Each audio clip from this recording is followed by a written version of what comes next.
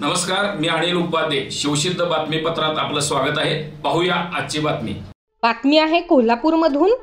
मुंबईतील विलेपार्ले पूर्व इथल्या 32 वर्षांपासूनचे जुने पार्श्वनाथ दिगंबर जैन मंदिर महापालिका प्रशासनाने जेसीबीच्या सहाय्याने पाडले. मंदिर पाडत असताना अधिकारी आणि कर्मचाऱ्यांनी निर्दयीपणा दाखवला होता. या घटनेच्या निषेधार्थ भारतासह आंतरराष्ट्रीय स्तरावरही जैन समाजामध्ये असंतोष पसरला होता. याच्या प्रतिक्रिया कोल्हापूर जिल्ह्यातही उमटत होत्या.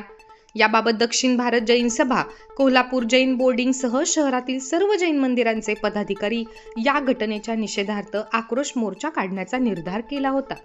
हे दक्षिण भारत जैन सभेच्या नेतृत्वाखाली सकल जैन समाजाने शुक्रवारी जिल्हाधिकारी कार्यालयावरती आक्रोश मोर्चा काढला.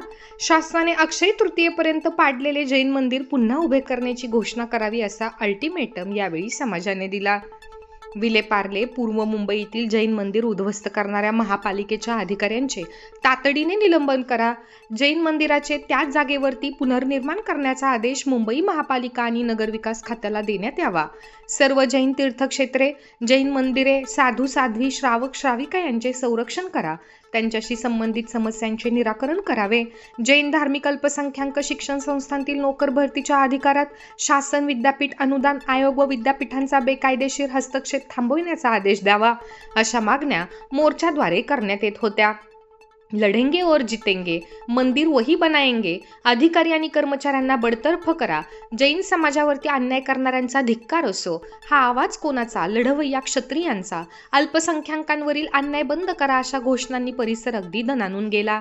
सकाळी 10 वाजता दसरा चौकात राजर्षी शाहू महाराजांच्या पुतळ्यास पुष्पहार घातल्यानंतर मोर्चास प्रारंभ झाला. जिल्हाधिकारी कार्यालयाजवळ मोर्चाची सांगता झाली. यावेळी मुख्यमंत्री देवेंद्र फडणवीस यांच्या नावे दिलेले निवेदन जिल्हाधिकारी अमोल येडगे यांनी स्वीकारले. या मोर्चाचे नेतृत्व माजी मंत्री प्रकाश आवाडे आणि राजेंद्र पाटील यड्रावकर, आमदार राहुल आवाडे, आमदार अमल महाडिक, दक्षिण भारत जैन सभेचे अध्यक्ष भालचंद्र पाटील, चेअरमन रावसाहेब पाटील, खजिनदार संजय शेट्टे, दिगंबर जैन बोर्डिंगचे चेअरमन सुरेश रोटे, जैन महामंडळाचे अध्यक्ष आणि अल्पसंख्याकाचे आयोगाचे सदस्य ललित गांधी, सहखजिनदार अरविंद मजलेकर, माजी नगरसेवक राहुल चव्हाण, राजू लाटकर यांच्यासह जिल्ह्यातील जैन मंदिरांचे पदाधिकारी यांनी केले. सभेच्या सुरुवातीला पहलगाम इथं दहशतवादी हल्ल्यात मृत्युमुखी पडलेल्या नागरिकांना श्रद्धांजली अर्पण करण्यात आली. मोर्चासमोर बोलताना माजी मंत्री प्रकाश आवाडे म्हणाले की विश्वशांतीसाठी जगणाऱ्या जैन समाजाचा आता अंत पाहू नका. चुकीच्या पद्धतीने जैन मंदिर पाडले आहे. घाईघाईत मंदिर पाडण्यामागे काहीतरी काळेबेरे आहे. भगवान आदिनाथ, भगवान पार्श्वनाथ, पद्मावती माता त्यांना शिक्षा देईलच, यात शंकाती नाही. शासनाने या मंदिराची होते त्याच जागेवरती उभारणी करावी, अन्यथा मुंबईत भव्य आक्रोश मोर्चा काढू असा इशारा दिला. आमदार राजेंद्र पाटील यड्रावकर म्हणाले, न्यायप्रविष्ट असताना कोणाच्या तरी हितासाठी हे जैन मंदिर पाडले गेले. मंदिर त्याच जागेवरती होईपर्यंत जैन समाज शांत बसणार नाही. जैन महामंडळाचे अध्यक्ष ललित गांधी म्हणाले, मंदिर, साधू, तीर्थक्षेत्रावर आघात आता सहन केले जाणार नाहीत. जैन समाज एकजुटीने आता यापुढे लढा देईल. दक्षिण भारत जैन सभेचे अध्यक्ष भालचंद्र पाटील म्हणाले, जैन समाज शांतताप्रेमी आणि अहिंसक आहे, मात्र आता कुणाला घाबरणार नाही. जैन समाजाने दाखवलेली एकी ही आमची ताकद आहे. दक्षिण भारत जनसभेचे चेअरमन रावसाहेब पाटील म्हणाले, अन्याय झालाच जैन समाज यापूर्वी तोंडावरती पट्टी बांधून मूकमोर्चा काढत होता, परंतु आता अन्यायाने परिसीमा गाठली आहे, म्हणून समाज आक्रमक झाला आहे, म्हणून हा आक्रोश मोर्चा काढण्यात आला आहे.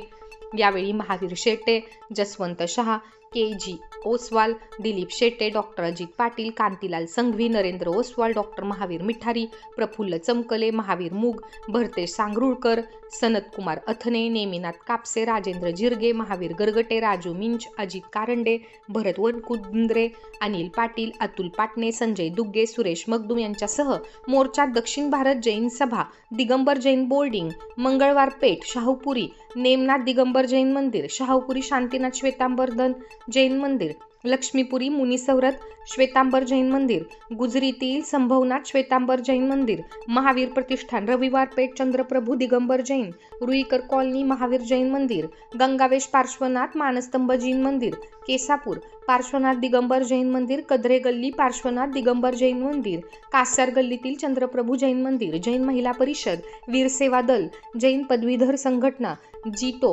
भारतीय जैन संघटना, जैन दिगंबर आणि श्वेतांबर मंदिराचे पदाधिकारी यावेळी कोल्हापूर जिल्ह्यातील प्रत्येक जैन समाजाचे मंदिराचे अध्यक्ष, पदाधिकारी आणि समाज बांधव मोठ्या संख्येने सहभागी झाले होते.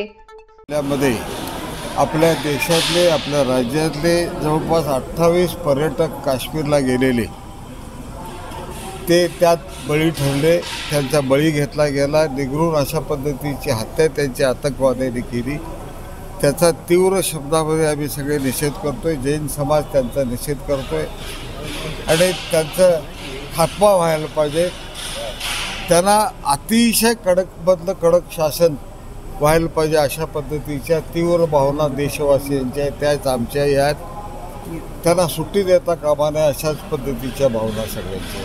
दुसरा विषय, मुंबईमध्ये काही दिवसापूर्वी विलेपार्ले पूर्वमध्ये गेली 30-32 वर्ष एका सोसायटीमध्ये असलेलं जैन समाजाचं मंदिर पाडलं गेलं. रोज सकाळ संध्याकाळ त्या ठिकाणी पूजा अर्चा केली जायची. मोठ्या संख्येनं भक्तगण यायचा.